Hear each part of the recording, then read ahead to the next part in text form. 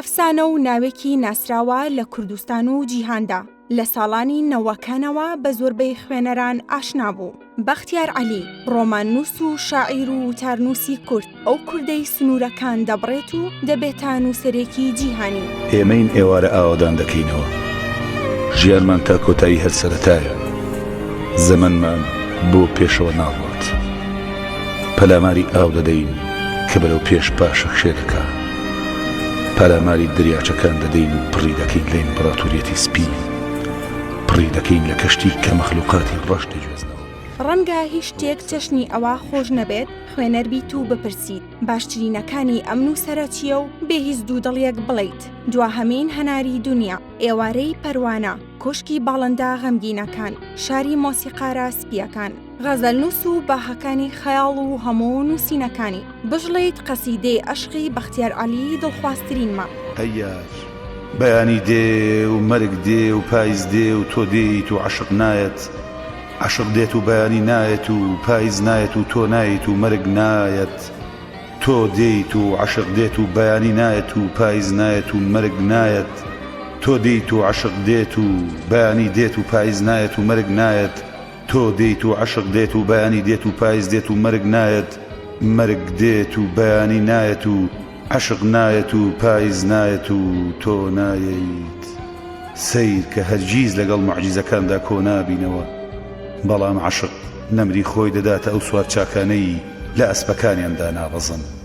من و تۆش دوو پیادەین لە ئاو، دوو پیادەین لە نەوەکانی تەپ و تۆز لەژێر سێبەری ئەو. ڕەنگە هەموو خوێنەرێک نووسەرانێکی زۆر ببنە جێی سەرسامیان، ئەوانەی کە بێگانن، ئەوانەشی کە سەر بە نیشتیمانن. بەڵام بۆ وڵات و شاری ڕۆشنبیری بەختیار عەلی هەمیشە ئەفسانەی نووسین بووە. ئەو کات جگا لە مامۆستا ئیبراهیم ئەحمەد کە ڕۆمانی ژانی گەلی نووسی بوو، عەرەبی شەمە و فەرهاد پیرباڵ ڕۆمانیان دەنووسی. ئیتر باقی ڕۆمانە بیانیەکان نەیان دەتوانی وا لە خوێنەری شار بکەن چێژ ببینن. تەنها دڵخۆشیەک و ئومێدێکی ئەو کات بەختیار عەلی بوو، چونکە ئەو ئەفسانە بوو، ئەفسانەی زمانێکی جیاواز، تێگەیشتنێکی جیاواز، لێکۆڵەرێکی جیاواز، ڕۆماننووسێکی جیاواز.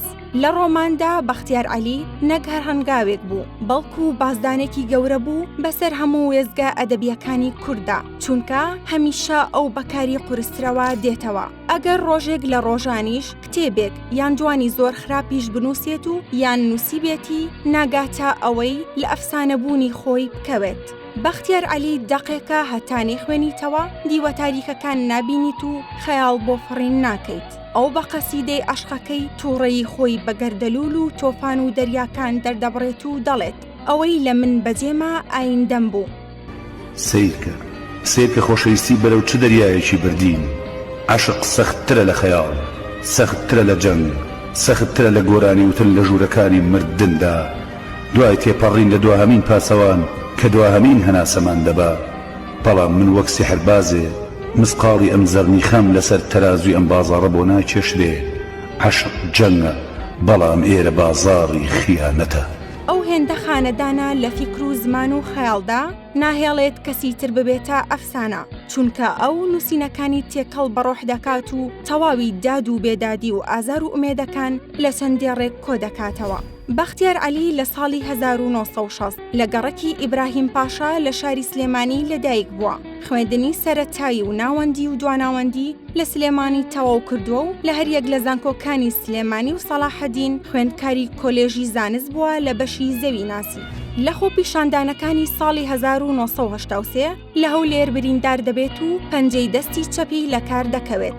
بەهۆی ئەوەوە واز لە خوێندن دەهێنێت و دەست دەکات بە نووسین و لەو ساڵەدا قەسیدەی نیشتیمان دەنووسێت کە کۆنترین بەرهەمی بڵاوکراوەی نووسەرە و 9 ساڵ دواتر بۆ یەکەم جار لە دیوانی گوناه و کەرنەڤاڵدا چاپ دەکرێت. ئەی وڵاتم، ئەگەر فێر ببوومایە مار چۆن دەڕوات وا دەڕۆشتم. دەمەوێت بە لەشە شێدارەکەت بگەم و لە ناو برینەکاندا پەپکە بخۆم. لولپێچێکم لە سەدەفەکەم بێزار بووم، پیاوێکم دەست لە درەختەکان دەدەم و قسە دەکەم، شەرم ناکەم. کلیلی کڵۆڵەکان بەسەر سنگە ڕووتەکەمدا شۆڕ بۆتەوە، خەنجەرێک لەسەر گردنمە و گوڵێکیش لەسەر لێومە. پەنجەکانم دەلەرزێت و خوێن بە چاومدا دێتە خوارێ، بەڵام بە دەنگێکی زوڵاڵەوە، بە دەنگێکی صافی وەک نەی قسە دەکەم. ئەی وڵاتم، هەناسەکانم بەستوێتی و گەروم بۆتە پەرداخێکی پڕ لە بەفر. دەڕوانم بەرد و ئادەمیزادەکانم بۆ لە یەکجا ناکرێنەوە. هەم دەمام کە ڕەنگا و ڕەنگانە وێڵیان کردووم، ناتوانم بەم جۆرە بژیم، بۆیە دەبێت ئەم لەم پەرانە ببڕم و شانازی بەیاخی بوونمەوە بکەم. ئەو لە ساڵی 1990 ڕوو لە وڵاتی ئەڵمانیا دەکات و لە شاری کۆڵن نیشتەجێ دەبێت. بەختیار خاوەنی خەرمانێک لە نووسینە و لەسەر نووسینەکانی خۆشی دەڵێت لە پشت هەر وشەیەکەوە کە خستومەتە سەر کاغەز خەونێک هەیە. هەروەها ڕۆمانەکانی ئەم نووسەرە بۆ زمانەکانی ئینگلیزی و فارسی و تورکی و ئەڵمانی و چەندین زمانی تر وەرگێڕدراون و هەندێکیان پرفرۆشترین بووە. بەهۆی نووسینەکانیەوە بەختیار عەلی دەیان خەڵاتی نێوخۆیی و جیهانی وەرگرتووە و دوایین جاریش خەڵاتی گەورەترین نووسەرانی خۆرهەڵاتی ناوەڕاست بوو. تاکە خەڵاتێکیش کەماوە وەری بگرێت و شایستەی بەختیار عەلی بێت، ئەویش نۆبڵی ئەدەبیاتە کە بە بۆچوونی بەکرشوانی نووسەر و وەرگێڕ ئەگەر بەختیار خەڵاتی نۆبڵی ئەدەبیات وەرنەگرێت ئەوە ڕێگرتەنیا کوردبوونێتی و هیچی تر.